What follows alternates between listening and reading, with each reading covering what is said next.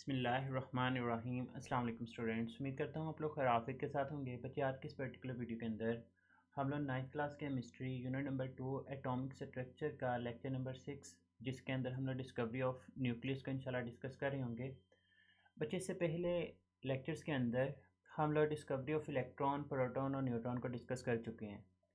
जब हमने discovery of neutron को स्टडी किया तो हमने कहा कि ये चीज़ तो हमें पता लग चुकी है कि एटम जो है वो फर्दर सब एटॉमिक पार्टिकल्स के ऊपर मुश्तमिल होता है।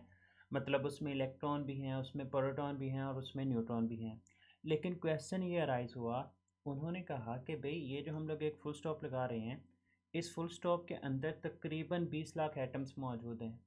आप लोग इमेजिन करें कि इस एक फुल स्टॉप के अंदर 20 लाख एटम्स मौजूद हैं, तो हर एक एटम के अंदर आगे किस तरह से इलेक्ट्रॉन, प्रोटॉन और न्यूट्रॉन जो हैं वो समाते होंगे।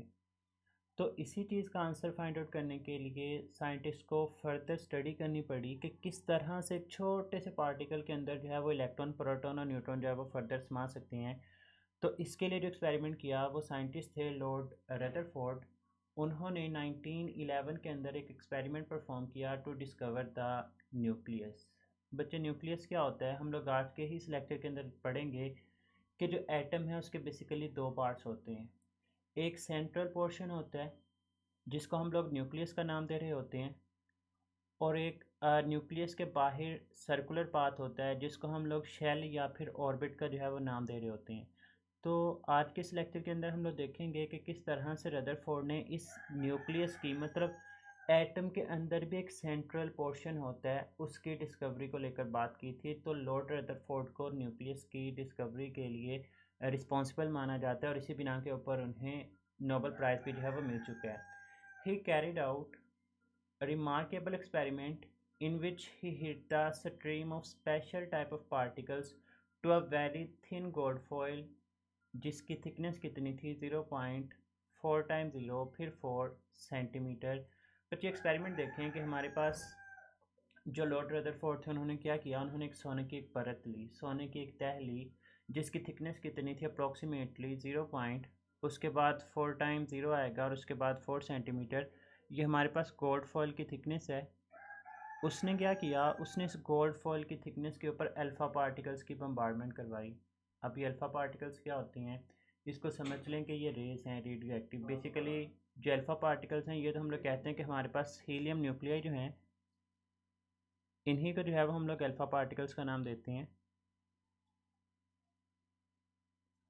अब रदरफोर्ड ने क्या किया कि उसने अल्फ़ा पार्टिकल्स की बम्बार्डमेंट करवाई इस गोल्ड की फॉइल के ऊपर, इस सोने की परत के ऊपर। उसने जब बम्बार्डमेंट करवाई तो उसने कुछ चीज़ें ऑब्ज़र्व की।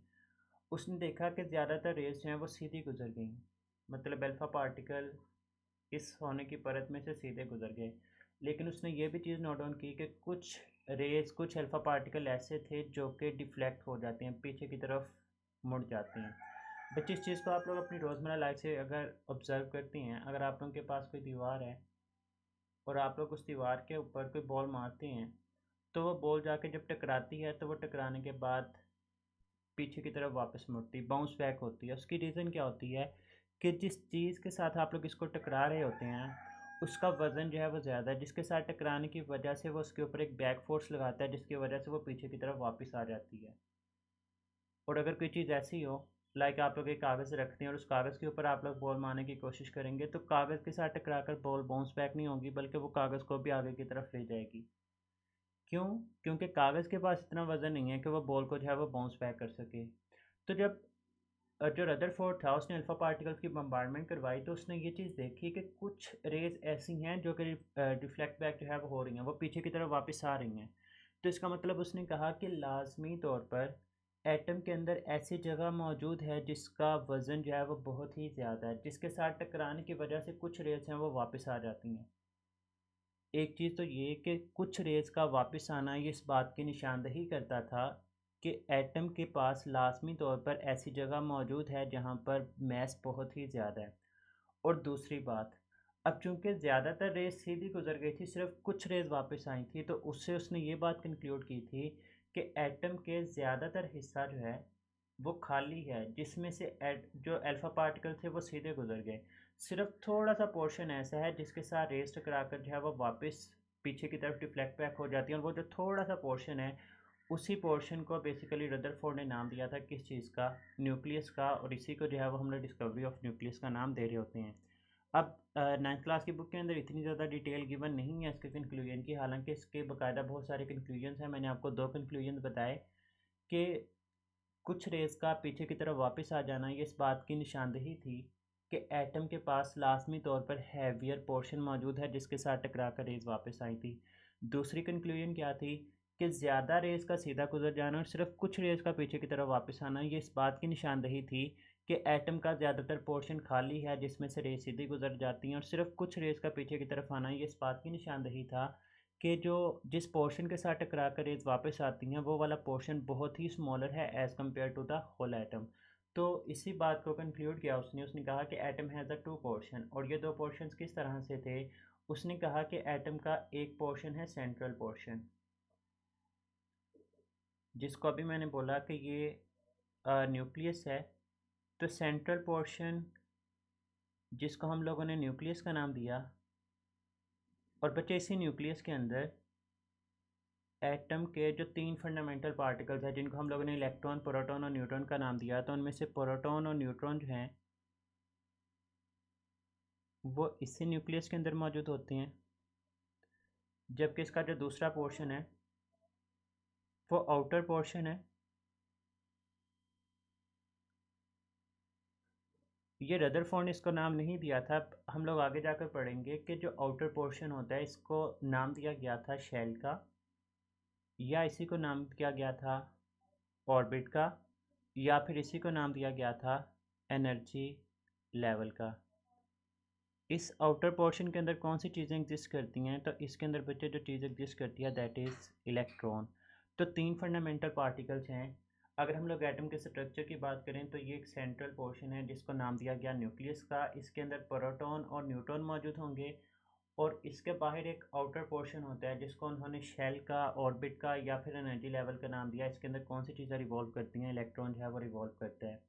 ये जो प्रोटॉन और न्यूट्रॉन जिस न्यूक्लियस के अंदर समाते हैं ये रिलेटिवली स्मॉलर पोर्शन होता है। ये भी मैंने आपको पीछे कंक्लूजन के अंदर बात समझाई थी कि चूंकि सिर्फ थोड़ी सी रेज ऐसी थी जो कि वापस पीछे की तरफ रिफ्लेक्ट हुई थी, तो इससे उन्हें इस चीज़ का अंदाज़ा हुआ था कि जो न्यूक्लियस है वो बहुत ही छोटे पोर्शन के अंदर जो है वो मौजूद होता है।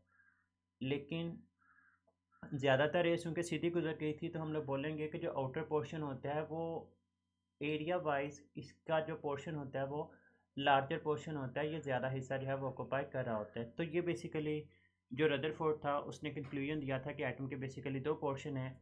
अब इसमें पार्टिकल के इलेक्ट्रॉन, प्रोटॉन और न्यूट्रॉन को लेकर आपकी बुक के अंदर चार्ज और मास का लेकर एक टेबल गिवन है। बच्चे ऑलरेडी मैं ये बात डिस्कस कर चुका हूँ कि न्यूट्रॉन के ऊपर तो कोई भी चार्ज नहीं होता, तो इसकी वैल्यू जो होगी वो 0 होगी। उसके बाद अगर हम लोग इलेक्ट्रॉन और प्रोटॉन के चार्जेस की बात करते हैं तो बच्चे इलेक्ट्रॉन के ऊपर नेगेटिव चार्ज होता है, और अगर हम लोग इसके मैग्नीट्यूड की बात करते हैं तो दैट इज़ 1.6022 इंटू 10⁻⁻19। प्रोटॉन के ऊपर भी मैग्नीट्यूड सेम होता है 1.6022 इंटू 10⁻⁻19, लेकिन बच्चे फ़र्क सिर्फ ये आएगा कि इसके ऊपर जो चार्ज पॉजिटिव साइन के साथ होता है, जबकि इलेक्ट्रॉन के ऊपर जो चार्ज होता है वो नेगेटिव साइन के साथ होता है। और अगर हम लोग इनके मैसेज की बात करते हैं तो इलेक्ट्रॉन का जो मैस है ये आपको ज़बानी याद होना चाहिए 9.1091 इंटू 10⁻31 kg। इसी तरह से अगर हम लोग प्रोटॉन के मैस की बात करते हैं तो दैट इज़ 1.673 इंटू 10⁻⁻27 kg।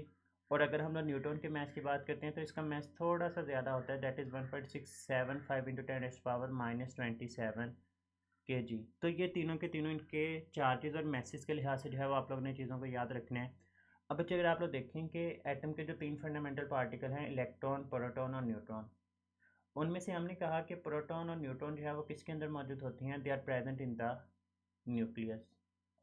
तो इसी पॉइंट को लेकर उसने लिखा कि almost all the mass of an atom is concentrated in nucleus, कि एटम का सारा जो मास होता है वो बेसिकली कहाँ पर मौजूद होता है, न्यूक्लियस के अंदर मौजूद होता है। क्योंकि बच्चे अगर हम लोग इनके मैसेज देखते हैं तो हमें इस चीज़ का आइडिया होता है कि जो इलेक्ट्रॉन है उसकी वैल्यू -31, माइनस के अंदर जितनी वैल्यू ज़्यादा होती है वो हकीकत के अंदर उतनी ही छोटी वैल्यू होती है।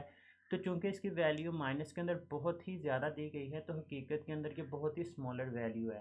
तो अगर हम लोग तीनों का मैथ्स वाइज भी कंपैरिजन करते हैं तो ये लास्ट लेक्चर्स के अंदर भी मैं आपको बता चुका हूँ कि न्यूटन का जो मैथ्स होता है वो अप्रोक्सीमेटली तकरीबन सबसे ज़्यादा होता है, फिर प्रोटॉन का मैथ्स होगा और फिर इलेक्ट्रॉन का। आपकी बुक के अंदर ये बात लिखी हुई है कि न्यूटन और प्रोटॉन अप्रोक्सीमेटली इक्वल होते हैं और तकरीबन ये बराबर होते भी हैं, सिर्फ एक में 673 है और एक में 675, सिर्फ 2 डिजिट्स का फ़र्क आता है। अदरवाइज़ इनका मैथ्स है वो इक्वल होता है। लेकिन अगर माइक्रोस्कोपिक लेवल, बहुत ही माइन्यूट लेवल के ऊपर जाकर देखते हैं तो हमें इस इसका आइडिया हो जाता है कि न्यूट्रॉन बेसिकली हैवियर है एज़ कम्पेयर टू प्रोटॉन और प्रोटॉन हैवियर होता है एज़ कम्पेयर टू इलेक्ट्रॉन। लेकिन अगर इलेक्ट्रॉन के साथ कंपैरिजन करें तो न्यूट्रॉन और प्रोटॉन तो दोनों के दोनों भारी हैं, और वो दोनों के दोनों किसके अंदर मौजूद होते हैं?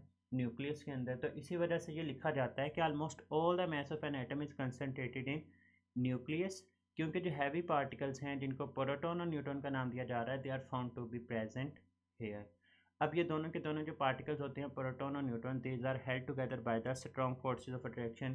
तो बच्चे हमारा डिस्कवरी ऑफ न्यूक्लियस का लेक्चर था। इसके अंदर अगर किसी भी किस्म की कन्फ्यूजन है तो आप लोग कमेंट सेक्शन के अंदर पूछ सकते हैं। इसके अंदर बहुत ही जो मेन पॉइंट है जो कि एटॉमिक स्ट्रक्चर और आगे आने वाली केमिस्ट्री को समझने के लिए ज़रूरी है, वो यही है कि एटम के बेसिकली दो पोर्शंस हैं। एक सेंट्रल पोर्शन होता है जिसको न्यूक्लियस बोला जाता है, और इस न्यूक्लियस के अंदर प्रोटॉन और न्यूट्रॉन्स मौजूद होते हैं। और जो एटम का आउटर पोर्शंस होते हैं जिनको हम लोग शेल का, ऑर्बिट का या फिर एनर्जी लेवल्स का नाम दे रहे होते हैं, उसके अंदर इलेक्ट्रॉन्स हैं वो एग्जिस्ट कर रहे होते हैं। तो ये हमारा आज का लेक्चर था। अगर आप लोगों को लेक्चर पसंद आया तो लेक्चर वीडियो को लाजमी तौर पर लाइक करें और दोस्तों के साथ वीडियो को शेयर कीजिएगा। अपना बहुत सारा ख्याल रखिएगा, दुआ में याद रखना। फ़ी अमानिल्लाह, अल्लाह हाफ़िज़।